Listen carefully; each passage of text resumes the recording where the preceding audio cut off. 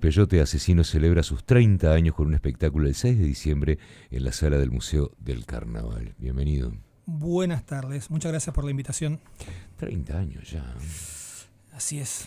Y ha pasado mucha cosa en esos 30 años, sobre todo musicalmente con cada uno de ustedes. Sí, de hecho, meterse en las canciones de ese disco para que las vamos a tocar ahora el 6, fue retroceder, fue una especie de viaje en el tiempo, ¿no? Totalmente. De sorprenderte de las cosas que hacías musicalmente hace 30 años en el sentido de que hoy no las harías, digamos. No, pero ¿cómo es? A ver, 30 años es un tiempo largo, es un tiempo, es un montón. ¿Cómo es justamente eso, no? El volver a eso, porque claro, cuando vos componés y escribís las canciones en un momento dado de tu vida, se supone que uno está siendo honesto, ¿no? Sí. Uno está hablando lo que quiere hablar, tocando lo que quiere tocar, más allá de los trabajos de producción, cualquier tipo de retoque natural que tenés que hacer con cualquier trabajo artístico, ¿está bien? ¿Qué pasa con el Fernando de hoy, por ejemplo? ¿Qué pasa con el resto de los peyotes hoy? Bueno, hay cosas que no las harías igual. De hecho, cuando hicimos el serial hace 3 añitos más o menos, ya había cosas de los discos viejos, digamos, de Peyote que no estaban en esta música. Uh-huh. Yo lo que creo es que algo que es como medio imposible es imposible e indeseable, ¿no? Imposible volver a hacer la música que hiciste hace 30 años, pues sos otra persona diferente. Como decías vos, pasaron un montón de cosas, no solo en la música, sino también en la vida. No mirás desde el mismo lugar la realidad, digamos.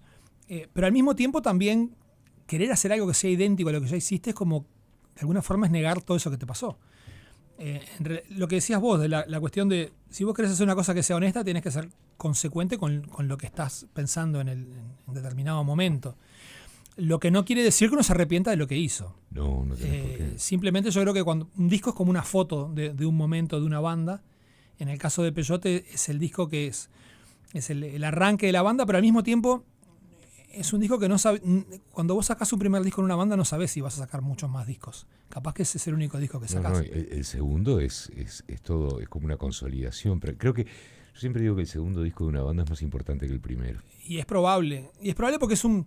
Igual el proceso de Peyote fue raro. Lo que terminó siendo el segundo disco no iba a ser el segundo disco. Iba a ser una reedición ampliada del primer disco que se iba a editar para América Latina con el apoyo de Gustavo Santaolalla, que solamente iba a remezclar el disco original.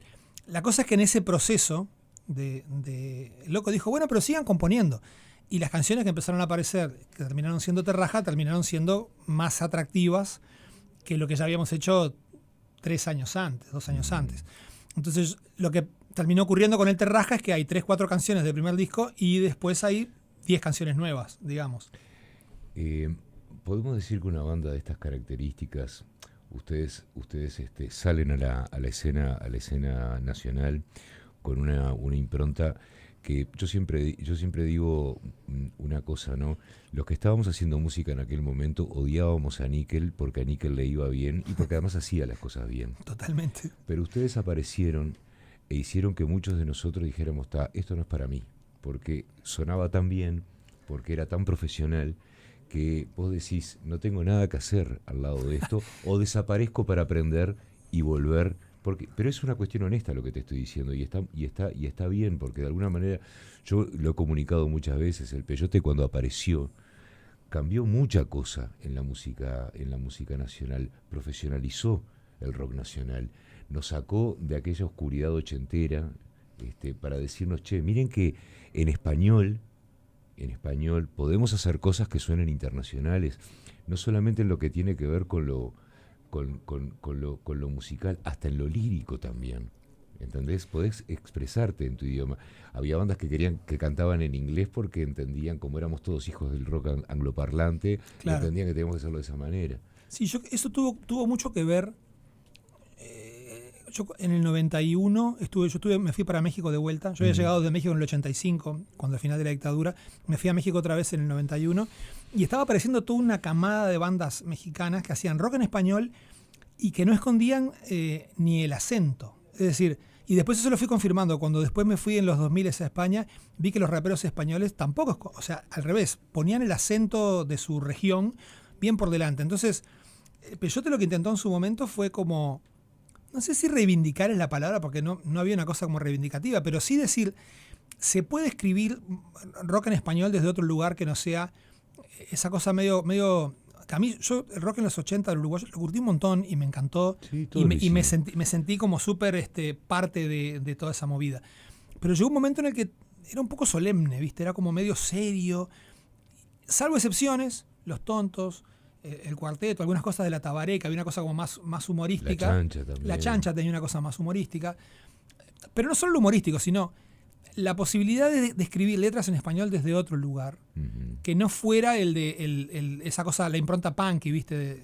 Ojo, el primer disco de Peyote tiene Todos Muertos, que es un tema bastante, lo puedes asociar a toda esa movida del punk, pero claro, sale en un contexto en el que hay cosas muy distintas. Y el humor yo siempre lo entendí como una cosa, una forma también de descomprimir, ¿viste? Vos a través del humor podés decir cosas que de repente si las decís seriamente suenan demasiado serias, ¿viste?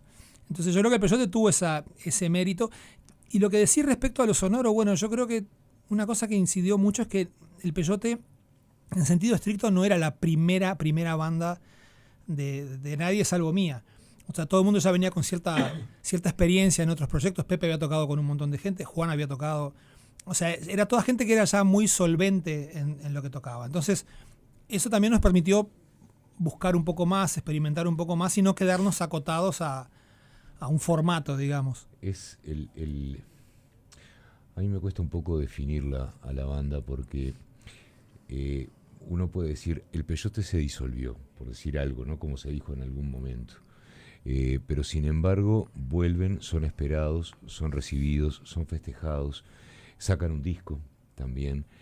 Y es como que uno también se saca otra especie como saca como otro concepto que tiene el rock, que es esa cosa de que una banda es como un club al que sos fiel toda tu vida, ¿ah?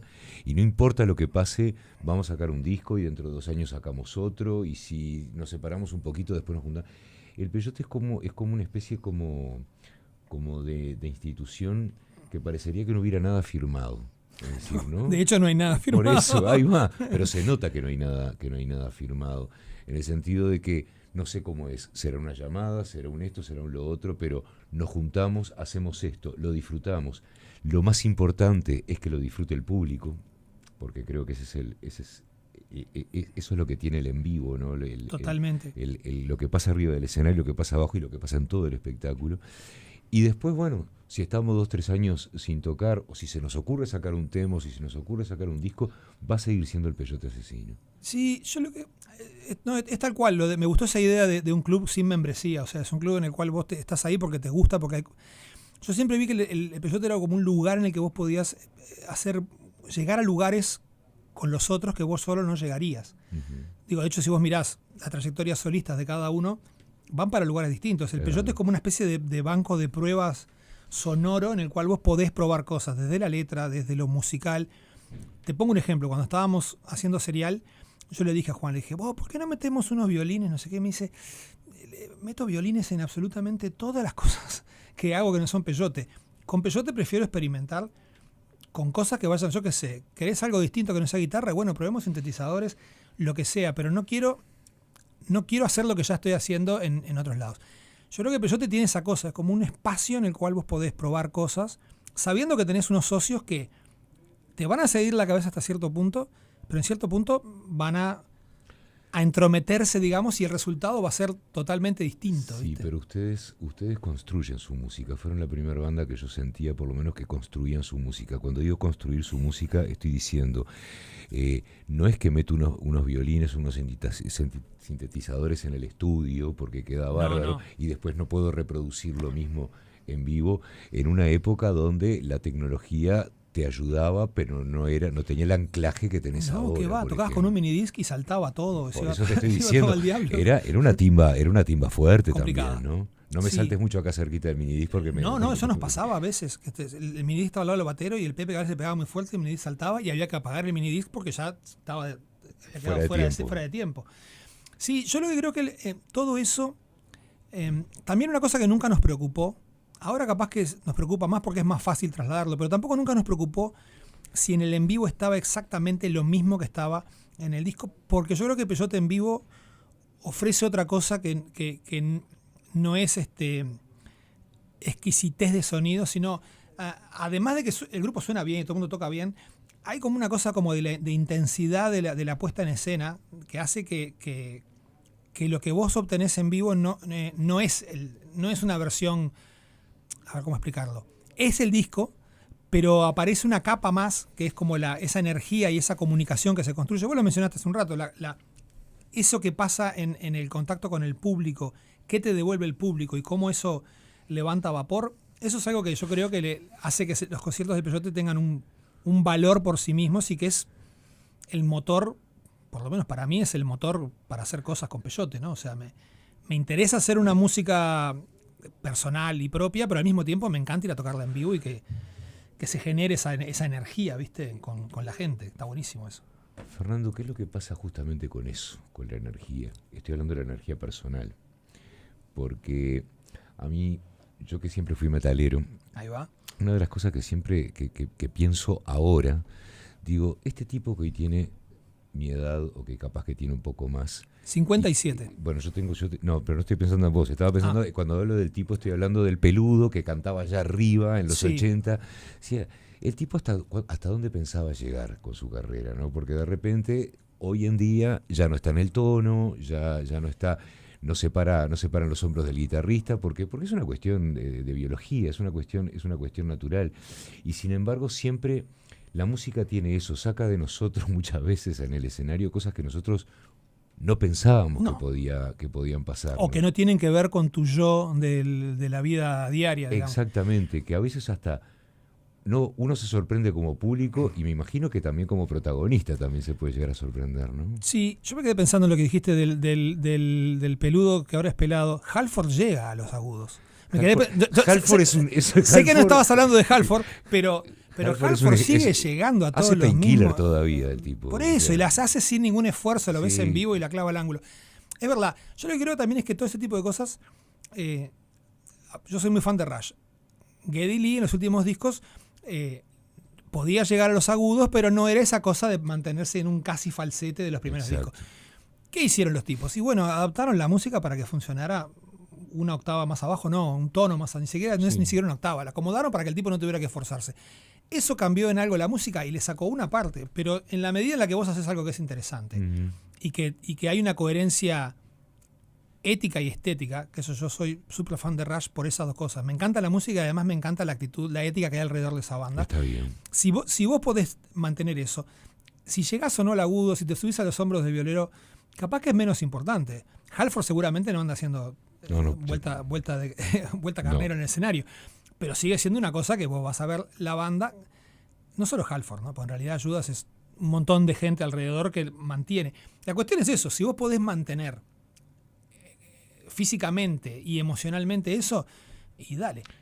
Exige preparar un espectáculo, exige también una preparación física. Sí, bueno, en mi caso sin duda, porque yo estoy moviéndome todo el tiempo por el escenario y las letras de Peyote son una ametralladora. Es verdad. Y están todas cantadas, rapeadas como en un nivel de intensidad. No todas, yo qué sé, Cable Pelado es más fácil, es más tranqui. Pero por cada cable pelado hay 7 denso. Entonces te exige estar, ¿dónde voy a respirar? ¿Con qué energía? ¿Cómo dosifico la energía? Porque sé que me falta 1 hora y cuarto todavía de show.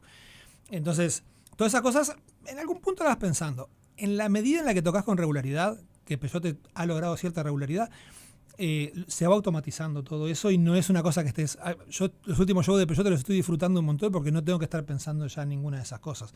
Me puedo concentrar en pasarla bien y también voy calculando. Bueno, a partir del tema 14 empiezo a romper la garganta porque ya me quedan pocos y no me importa, no sé. Pero tiene que ver con esa cosa como más... Vos dijiste algo recién que estaba bueno, que es... que en el escenario te encontrás con cosas que no pensás que puedas tener. La cuestión es, tenés la suerte de poder estar en un escenario haciendo esas cosas. La mayor parte de la gente no tiene esa suerte. Entonces, aprovechá esa suerte y dale con toda la energía que puedas. Sí, pero es totalmente inconsciente eso. Yo creo, o sea, totalmente. La estrategia física de la que vos estabas hablando ahora, es fundamental, digo, porque uno además tiene una responsabilidad sobre el escenario. Más allá de que uno la quiere pasar bien, la pasa Sí, bien sí. y todo lo demás, es responsable de que hay alguien abajo que pagó una entrada y que te 100%. está aplaudiendo, y eso es un trabajo de responsabilidad. Pero pero la estrategia también es parte de la madurez. No, también, ¿no? claro. A mí me pasaba, yo quedaba disfónico 2 días, 3 días después de los shows de Peyote. Y en un momento dije, ¿por qué si...? Y que aparte, terminas todo lastimado, la garganta hecha polvo, y los últimos 5 temas sonaron espantosos. Esto mismo se puede hacer bien. Yo qué sé, a mí me encanta, yo soy medio metalero también, y del metal me encantan los guturales. Yo cada 2x3 de manera improvisada metía unos gritos ahí que pretendían ser guturales, pero que me dejaban la garganta hecha paté y no terminaban siendo guturales. Bueno, me bajé un par de tutorials en YouTube, me puse a mirar cómo era que había que ver y aprendí a hacer los guturales. Entonces ahora puedo alternar, meter guturales y después al mismo tiempo cantar limpio y no sufrirlo. Está buenísimo. Entonces, esos son como también cosas que tienen que ver con la experiencia, digamos, ¿no? 30 años del Peyote Asesino, el próximo 6 de diciembre en la sala de Museo del Carnaval. ¿Dónde me compro las entradas? En Red Tickets o alguna de esas, no sé, yo esa parte no soy el mejor En una de vendedor. esas aplicaciones. En una de esas, sí. No, respecto al show, lo que me gustaría mencionar es que la banda invitada es Catatumbo, Sí. que es una banda, yo la vi un par de veces en bolichitos, es muy interesante, es como una especie de post-hardcore bastante intenso. Y la política de Peyote es un poco esa, ¿no? Cuando vemos alguna banda, algún artista que nos parece interesante, así, que tiene un público chiquito, tratar de arrimarlo a nuestra convocatoria para mostrarle al público de Peyote que hay cosas que están interesantes y que están ocurriendo ahí. Siempre es un placer conversar contigo, Fernando. Lo mismo digo. Un abrazo grande al resto de la banda. Será dado. Muchas gracias.